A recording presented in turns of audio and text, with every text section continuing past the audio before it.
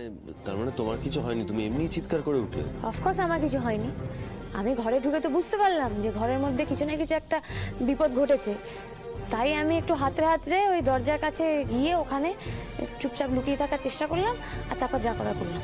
এই কিন্তু তুমি তো আমাকে আলো জ্বালতে বললে। এই তুমি কি করে বুঝলে এই ঘরে আলো জ্বলছে না? তুমি তো চোখে দেখতে পাও না। এই তুমি সত্যি সত্যি চোখে দেখতে পাও না নাকি? মা তুমি কিন্তু চুপ করাও, এবার কিন্তু একটা কেলেঙ্কারি হয়ে যাবে, আমি বলে দিলাম। আহা আদি, তুমি রাগ করছো কেন? আমাদের কাকিমণি তো খুব সুইট। না মানে এই যে চিরিক চিরিক শব্দটা যে চড়াই পাখি করবে না, এটা যে ইলেকট্রিক বোর্ড থেকেই আসছে, এটা বোঝার মতো বয়স বা বুদ্ধি সবটাই তো তোমার আছে, এটা তো বুঝতে হবে ওনাকে, তাই না? হ্যাঁ জানি তো, ওই শব্দতেই তো আমি বুঝলাম যে যত কেলেঙ্কারি সব ওখানেই আছে, আর স্বাভাবিক, তার মানে নিশ্চয়ই ঘরে আলো জ্বলছে না। তুমি জেনে বুঝে আমাকে বিপদে ফেললে। হ্যাঁ, আমি তোমাকে বিপদে ফেলেছি কাকিমণি? আমি কি বলছো তুমি কাকিমণি? তুমি আমাকে বিপদে ফেলতে এসেছিলে, আমাকে বিপদে ফেলতে এসে দিয়ে তুমি নিজেই বিপদে পড়ে গেছো। এই সমস্ত কিছু উনি করে রেখে গেছেন, তাই তো? কি বলো তো তনুশ্রীদি, আমি একটু নাটক করে তখন চিৎকার করলাম, আমি এমন একটা ভান করলাম যে আজই আমি খুব বড় বিপদে পড়ে গেছি। আর আমার ওই চিৎকার চেঁচামেচি শুনে কে প্রথম আগে এগিয়ে এলো? আমাদের দ্য গ্রেট কাকিমণি, কারণ কাকিমণি তো হাতের কাছে ছিল। এই তুমি আবার আমায় ফাঁসাচ্ছ। দেখো আমি যদি এগুলো করে দেখ,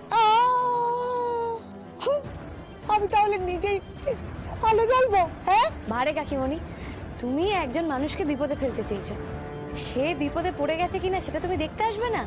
আমি যে ওরকম চিৎকার চেঁচামেচি করলাম সেটাই তো আমার ট্রিক ছিল।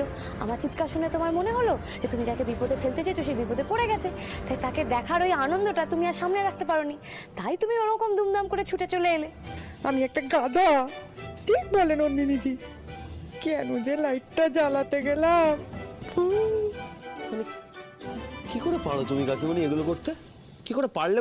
তুমি একটা কথা বলো, তুমি তো নিচে বললে আমাদের যে বাড়ি ছেড়ে তুমি বেরিয়ে যাবে, তাহলে তুমি ওপরে কেন এলে বলো তো? কিসের জন্য এলে বলো? এই কি বলছো কি আদি? তুমি আমাকে বাড়ি ছেড়ে চলে যেতে বলছো? ও দিদি গো, দেখো আদি আমাকে বাড়ি ছেড়ে চলে যেতে বলছে, তুমি কিচ্ছুটা বলবে না দিদি? না বলবে না, ভদ্রলোক বলে তোমায় এখনো পুলিশে দেওয়া হয়নি। আমি হলে কি করতাম জানো? তোমার হাত পা মুখ বেঁধে ঘরে ফেলে রাখতাম, তারপরে পুলিশে ডাকতাম।